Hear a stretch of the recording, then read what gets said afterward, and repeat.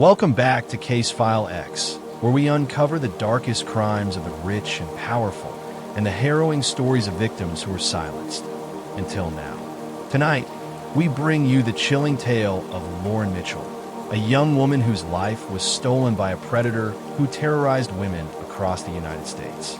This story is one of horror, investigation, and ultimately justice. Stay with us, because what you're about to hear will shock, horrify, and remind you of the bravery of those who seek justice in the face of unimaginable evil. Lauren was 26, working as a teacher in Atlanta, Georgia. Friends described her as bright, compassionate, and full of life. She loved reading historical novels, hiking on weekends, and volunteering at local shelters. Her apartment in a quiet suburban neighborhood was her sanctuary, a place where she felt safe, surrounded by friends, plants, and the comforting hum of the city outside. Little did she know that a predator had been tracking her, studying patterns of women just like her, and that her life was about to collide with the darkness of a serial rapist who had eluded law enforcement for years. For over 5 years, the man known to police only as the Midnight Shadow terrorized women in multiple states. His crimes were methodical. He stalked, isolated, and attacked, always leaving minimal evidence. Authorities noticed a pattern. Each victim was a young Black or Latino woman living alone in urban or suburban areas. His cruelty escalated with every attack, but for years, he evaded capture, exploiting investigative blind spots and technological limitations. Lauren's case began on a late March evening in 2022. She had just returned from her tutoring job and was unpacking groceries when a masked intruder broke in. The man, known to investigators as an expert at bypassing locks and surveillance, assaulted Lauren in her home.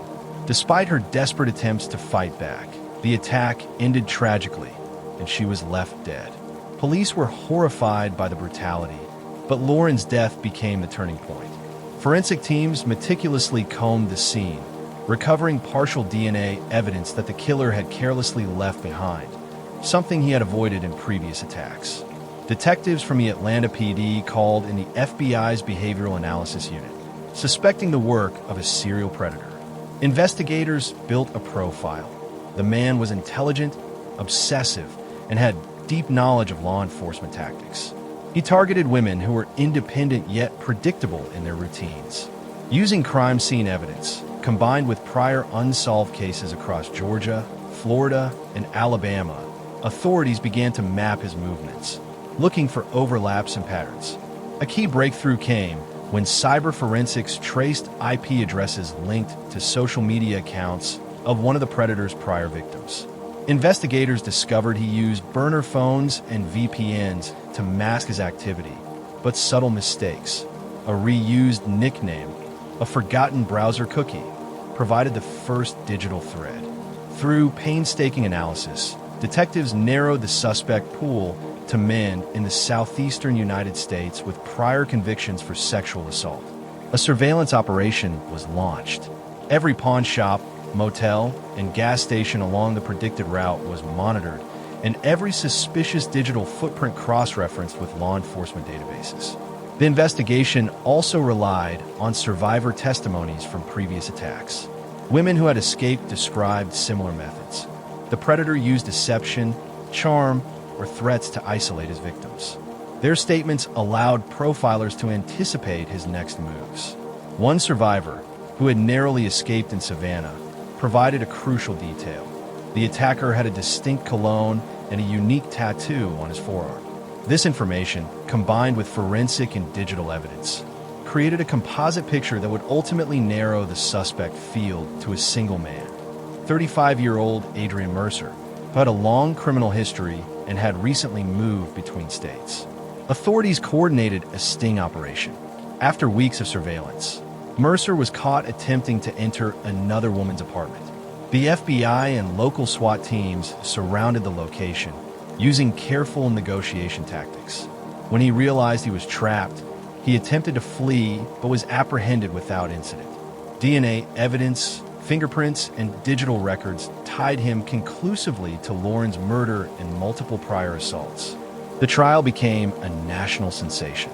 Prosecutors presented damning evidence. DNA linking Mercer to 7 prior assaults and Lauren's murder. Surveillance footage placing him near crime scenes. Victim statements from survivors detailing his consistent patterns. Forensic evidence, including fibers and shoe prints connecting him to multiple locations. Mercer's defense tried to argue lack of intent or mistaken identity, but the accumulation of physical, digital, and testimonial evidence was overwhelming. Survivors bravely testified, recounting trauma and narrowly escaped death, while forensic experts explained the meticulous investigative work that secured the case. After months of testimony, Adrian Mercer was convicted on multiple counts of sexual assault, kidnapping, and first-degree murder.